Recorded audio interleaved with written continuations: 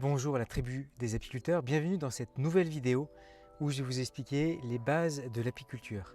Cette nouvelle vidéo va vous présenter la grande famille Apis. Alors, qu'est-ce que je veux dire par le mot Apis? Apis, ça veut dire abeille sociale. Déjà, au point de vue de l'histoire, on pense que les abeilles sont apparues il y a 100 millions d'années.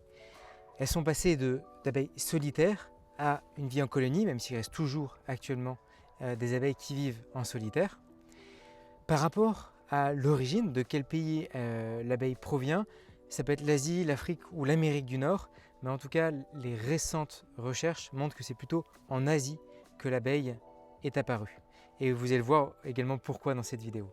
Alors, quand on parle de l'abeille, généralement, on pense à l'Apis mellifera. C'est tout simplement l'abeille que vous voyez sur cette image. C'est une abeille qu'on voit tous les jours dans nos jardins. Il y a aussi une autre image de l'abeille où également elle peut avoir une teinte un petit peu plus noire comme sur cette image là. Donc voilà, généralement quand on pense à l'abeille, on pense à cette abeille là. Or, il y en a beaucoup d'autres et je vais vous parler spécifiquement des abeilles du genre Apis. Apis, ça veut dire abeille sociale, ça veut dire abeille qui vit en colonie. En colonie, comme vous pouvez voir sur l'image, c'est des abeilles qui vivent les unes avec les autres avec une reine, des mâles et des ouvrières. Il y a vraiment cette construction autour du nid et en tout il y a 9 espèces du genre Apis et je vais vous les détailler les unes après les autres. Alors je vais vous lister un peu les 9 abeilles de genre Apis, les abeilles sociales.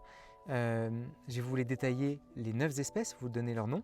Alors la première des 9 c'est l'Apis cerna, on l'appelle également l'abeille orientale. Ensuite il y a l'Apis laboriosa que l'on appelle également abeille de roche. Ensuite, il y a l'abeille florea, qu'on appelle abeille naine. La quatrième, c'est l'Apis dorsata, qu'on appelle également l'abeille géante. Ensuite, en cinquième, c'est l'Apis andreniformis. En sixième, c'est l'Apis nigrotinta. En septième, l'abeille nuluensis. En huitième, je vais vous lire, c'est l'Apis kochevnikovi. Voilà, je n'ai pas l'accent russe. Et enfin, pour terminer, c'est l'Apis mellifera. Donc voilà un peu les 9 genres d'abeilles du type Apis. Il faut savoir que si maintenant on prend vraiment une carte du monde, on se rend compte que l'Apis mellifera est présente en Europe et en Afrique. Quant aux 8 autres espèces d'abeilles, donc là elles sont cachées derrière ma tête, elles se trouvent en Asie.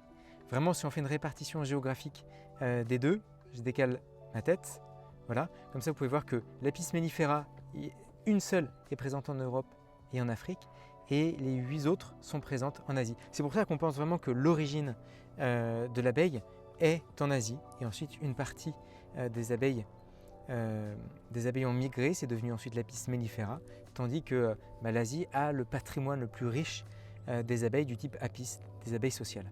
Donc bien sûr, les territoires sont immenses. Pour l'Apis mellifera en tout, il y a une trentaine de sous-espèces différentes, notamment l'Apis mellifera mellifera, l'Apis mellifera laboriosa, ensuite l'Apis mellifera ligustica. Bref, il y a énormément de sous-espèces d'abeilles différentes. En tout cas, voilà une superbe photo que vous pouvez voir de l'Apis mellifera qui a, elle, une histoire vraiment impressionnante et je pense qu'elle vous touche plus si vous vivez en Europe ou en Afrique parce que c'est l'abeille la plus connue, mais les autres également sont très intéressantes. Et dans une prochaine vidéo, je détaillerai vraiment l'Apis mellifera, quelles sont les différentes variétés, quel est le paysage un peu européen de l'Apis mellifera en Italie, en Espagne, en France, en Allemagne, en Ukraine.